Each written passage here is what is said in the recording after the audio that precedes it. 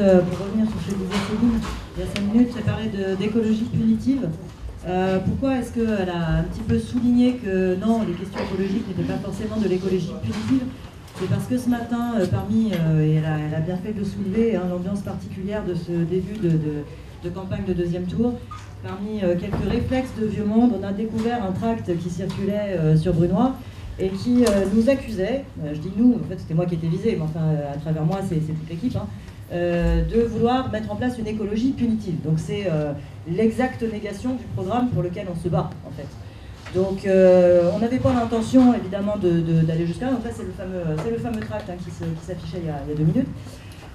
Mais puisque les équipes de M. Dupont-Aignan tiennent absolument à parler écologie, c'est nouveau pour elles, on va faire un petit rappel du bilan parlementaire de M. Dupont-Aignan en matière d'écologie. Vous allez voir, c'est très rapide.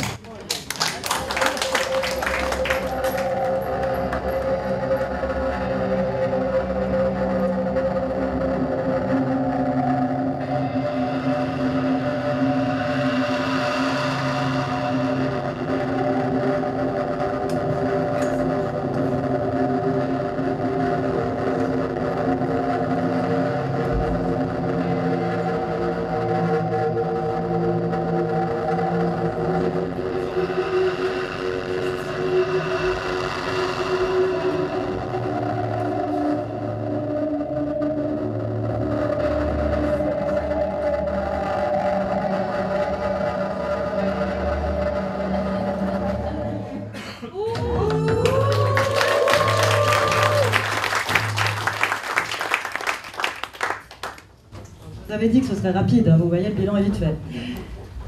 Alors voilà, merci d'abord à tous ceux qui viennent de prendre la parole, merci à Béranger, à Karim et à Céline qui ont rappelé les urgences et les combats qui sont les nôtres. Il y a quand même une urgence qui reste néanmoins évoquée, qui a été un petit peu évoquée par Céline et je l'en remercie, c'est l'urgence démocratique. Alors l'urgence démocratique, c'est quoi?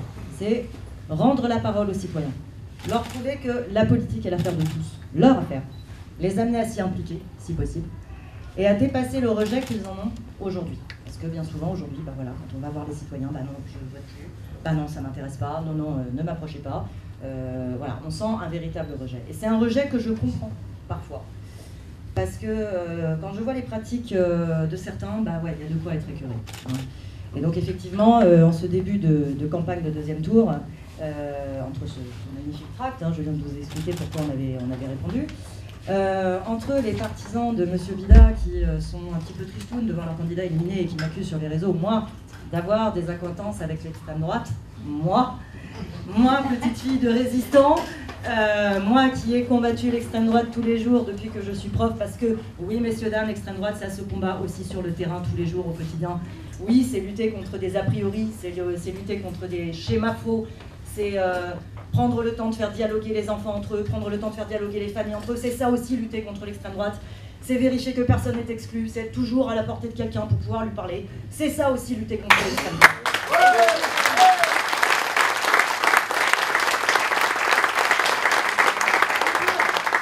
Je veux dire dans quelle mesquinerie on tombe, ces braves personnes ont été jusqu'à reprendre la vidéo de la soirée de lancement de campagne et à prendre une photo de Mehdi pour pouvoir faire un tweet sur sa montre. On en est là, on en est là, on en est à ce tout petit truc-là, d'accord? Alors c'était une Apple Watch. Il a cette honte suprême en tant que jeune de 21 ans d'avoir une Apple Watch. Et ça, c'est honteux. Voilà. Non, parce que la politique, c'est ça, c'est d'aller chercher des photos, de découper des photos et de tweeter sur une montre. Voilà. Alors qu'on a 10 millions de pauvres. Alors que, comme l'a rappelé Karim et Céline, on a 3 ans pour faire quelque chose et que le dérèglement climatique ne soit pas irréversible. Alors qu'en France, en 2022, on a des étudiants qui font la queue à la banque alimentaire. C'est vrai que l'urgence, c'est de faire un tweet sur une montre. Bien joué les gars. C'est comme ça qu'on va réconcilier les citoyens avec la politique, vous avez tout compris. Donc effectivement, on en est là, et à un moment la question se pose, quelles sont les priorités, quelles sont les urgences? Alors c'est pareil, j'apprends que je suis mélanchoniste et que c'est une insulte. Je découvre. Donc oui, je suis militante France Insoumise, je ne pense pas l'avoir caché à qui que ce soit, ça fait un petit moment que c'est connu. Oui, je suis militante France Insoumise et j'en suis fière. Oui, j'ai milité pendant 5 ans sur la circonscription pour de la justice sociale, pour la planification écologique, pour les services publics, et j'en suis fière. Oui, aujourd'hui, je suis candidate de la NUPES, je suis candidate de l'Union, je représente les voix de tous ceux et toutes celles qui veulent s'impliquer sur cette circonscription pour de la justice sociale, pour que l'écologie ne soit pas qu'un mot, une vague formule dont on se sert au moment des élections, pour les services publics. Oui, je représente tous ces gens-là, ils m'ont fait confiance et j'en suis très fière et très honorée.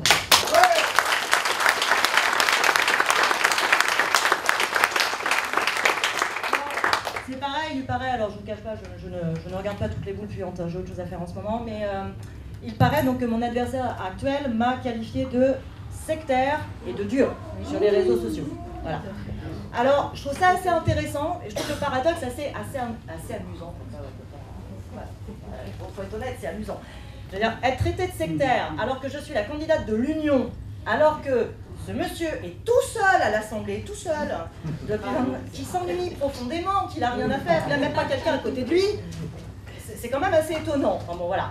Un homme seul à l'Assemblée qui se bat pour quoi? Mais qui se bat pour son poste, pour son siège, à lui, pour son siège qu'il occupe depuis 25 ans.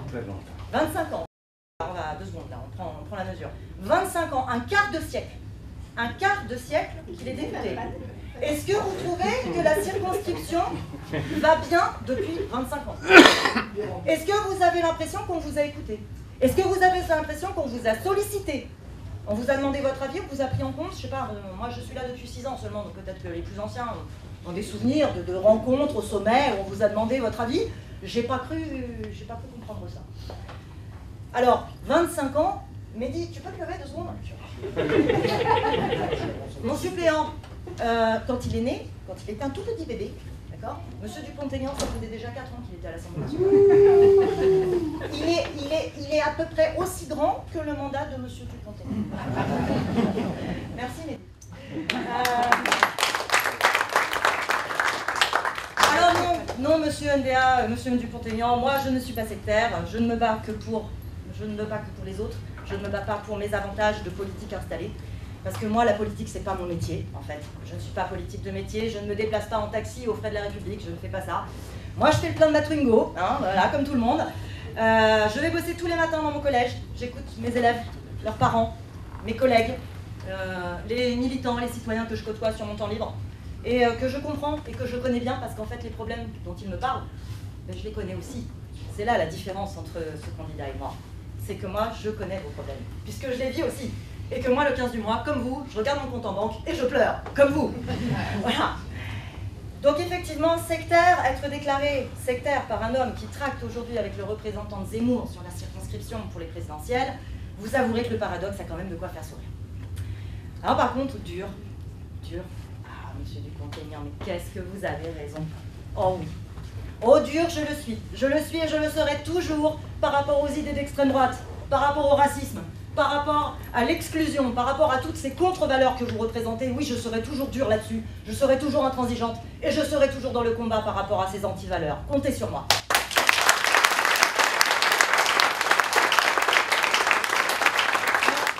À ce stade de mon discours, j'ai tendance à dire un peu dans vos crânes, même si vous avez très chaud. D'ailleurs, au passage, petite parenthèse, on a de l'eau pour ceux qui sont en train de se dessécher. Hein. On a prévu. N'hésitez pas. N'allez pas faire une déshydratation juste pour m'écouter, ça serait dommage. En plus, vous ne pourriez pas aller voter dimanche. Donc, à ce stade de mon discours, je lis dans vos crânes, bon, elle est gentille, elle répond à son adversaire, donc elle était partie sur l'urgence démocratique. Pour une prof, elle fait un sacré hors-sujet. Mais en fait, pas du tout. Pas du tout, parce qu'en fait, regardez ce qui se passe. Regardez les candidats récemment éliminés ou retenus, derniers éliminés ou les derniers retenus. Tous élus ou attachés au cabinet ministériel, comme l'était M. Bouillon. Tous dans la politique réservée. Et il y a une petite prof qui arrive. Et il y a un étudiant qui arrive. Et il y a un cheminot qui arrive. Et il y a une retraitée qui arrive. Elle est où ma Jocelyne? Je sais même pas. Voilà, elle est là. Et il arrive un bachelier. Et il arrive nous, en fait. Il arrive nous, les citoyennes, les citoyens. Voilà, on n'est pas des élus réservés. Nous qui osons enfin dire, on va se mêler de nos affaires. On va se mêler de ce qui nous regarde. Nous qui avons osé prétendre avoir le droit à la parole et à la décision. La panique à bord.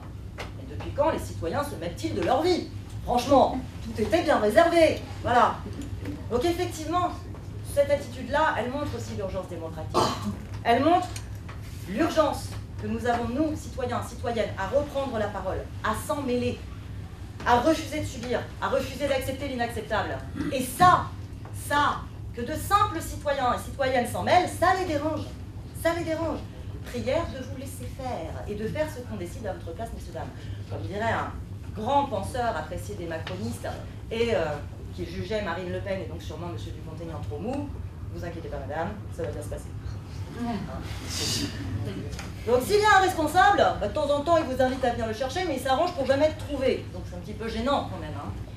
Donc effectivement, une pensée pour Laura. Aujourd'hui, cette étudiante, vous en avez tous entendu parler, qui a simplement osé poser une question fondée, qui plus est, au président de la République, et qui retrouve les policiers dans son lycée le lendemain pour l'interroger. Voilà où on en est de cette urgence démocratique. Aujourd'hui, une citoyenne ne peut plus simplement poser une question à un représentant de la nation sans voir les policiers débarquer dans son lycée. Je me déclare solidaire de cette étudiante et je la remercie d'avoir posé cette question.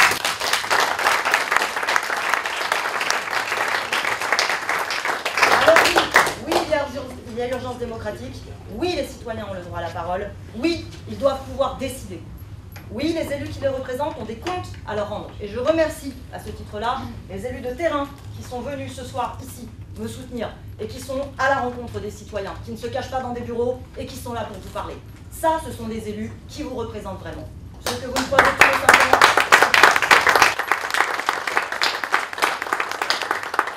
Pour ce droit à la parole, encore une fois, pour ce droit à la parole retrouvé, il va falloir œuvrer à l'Assemblée, mais il va falloir œuvrer également sur le terrain. D'où, encore une fois, mon insistance à créer ce Parlement de circonscription auquel je tiens tant. Vous devez commencer à être lassé à force, je vous en parle à chaque fois, mais j'y tiens beaucoup. Voilà. Ce Parlement de circonscription, donc, qui permettra aux citoyens de tous bords, de tous parcours, de tous âges, de participer à la vie de la circonscription, qui sera composée effectivement de personnalités politiques, mais pas que, mais aussi d'associatifs, mais aussi de syndicalistes, mais aussi de simples citoyens qui ont envie simplement de s'engager, parce que la politique est l'affaire de tous. Et ce Parlement, on le construira. Si je suis élu, je travaille avec lui. Si je ne suis pas élu, je milite avec lui. Mais je serai avec lui. Voilà.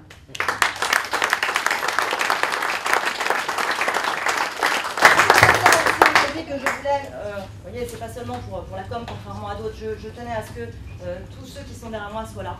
Parce que je tenais à ce qu'un syndicaliste prenne la parole, donc merci Béranger. Je tenais à ce que des associatifs, des gens engagés comme Céline et Karim puissent prendre la parole également. Je tenais à ce que des politiques comme Karim ou peut-être, qui sait, bientôt comme moi, ou une simple citoyenne comme moi, puissent parler la parole, prendre la parole et la tenir. Voilà un premier jet de ce qu'on pourrait faire, voilà, tous ensemble, dans l'union. Donc il y a les composants de la NUPES que je remercie encore aujourd'hui, mais il y a aussi tous les citoyens qui veulent s'impliquer et que je remercie également.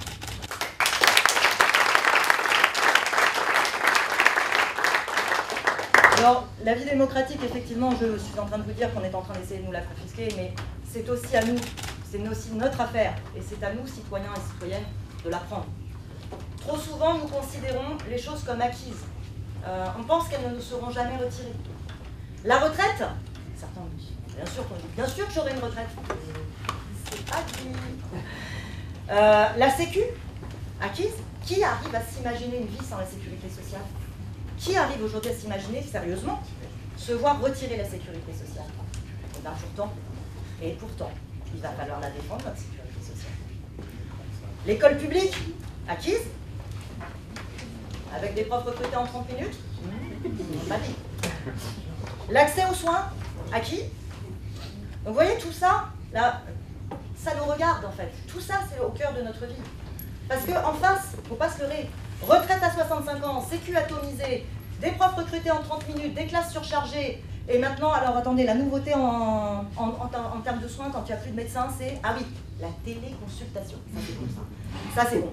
Donc voilà, vous allez vous connecter à Internet pour consulter le médecin, et puis il va vous dire, vous toussez comment? Gras ou un peu sec? Faites voir, attendez, je branche le son. Voilà. C'est comme ça qu'on va consulter un médecin aujourd'hui. Si c'est le monde dans lequel vous voulez vivre, c'est pas ce que je veux moi, et clairement je vous réponds. Voilà, une petite pensée également toujours aux hôpitaux du Nord-Essonne, vous savez que c'est mon combat, voilà, ces hôpitaux menacés de fermeture dans toute la France et particulièrement dans notre département. Tout ça, c'est leur programme, tout ça, c'est ce qu'ils vont vouloir faire. Donc, et même au-delà de ces valeurs nauséabondes, M. Dupont-Aignan, qui voilà, prétend de temps en temps s'opposer à la Macronie, il ne pourra pas s'y opposer. Il est tout seul, il ne peut rien faire en tant que député. À moins qu'il ne rejoigne un groupe. Et là, je vous avoue que je suis peu curieuse de savoir lequel. Alors, voilà. Donc oui, il y a urgence démocratique. Et notre pire ennemi, c'est l'abstention, c'est la résignation, c'est le « je vais accepter de subir », c'est le « c'est fini, c'est perdu, ils sont tous pourris, rien bougera ». Et ça, je l'entends trop souvent. Donc effectivement, cette urgence démocratique, elle est double. Il y a celle de la démocratie qu'on veut nous confisquer, mais il y a aussi la démocratie qu'on laisse tomber par résignation, par désespoir à certains moments. Et là, pour le coup, je suis obligée de dire que ça nous regarde. Parce que c'est des formules que je donne sur les bulletins de mes élèves. Je vous les citer, hein, j'en ai quelques-unes.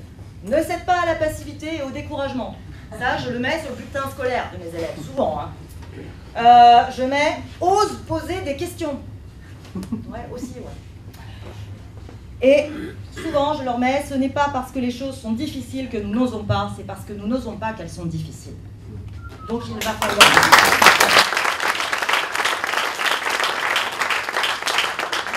Nos services publics, notre école, nos transports, notre police, nos pompiers, nos hôpitaux, ils sont à nous. Ils sont notre bien commun. Ils sont au cœur de nos vies. On ne peut pas s'en passer. Ils nous appartiennent. Ils sont nos droits, nos lois et notre voix. Cette voix qu'il convient de redonner à tous. Cette voix que chacun et chacune doit pouvoir reprendre. Cette voix qui fait qu'une nation est vraiment unie et qu'une république vit vraiment de mille feux.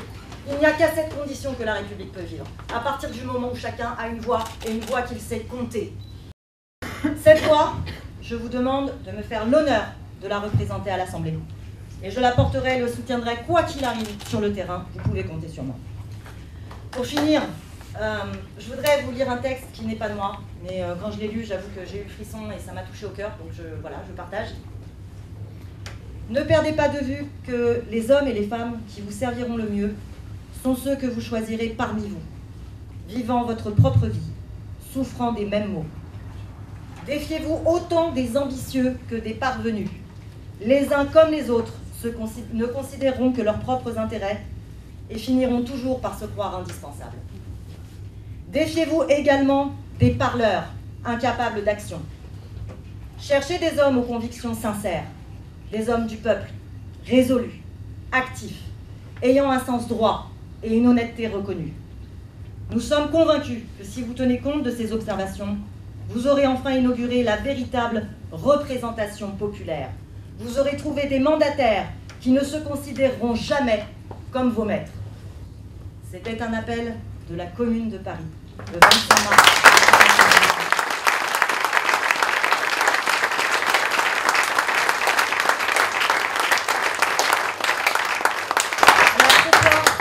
Du peuple que je suis, je vous demande de me faire confiance pour représenter votre voix.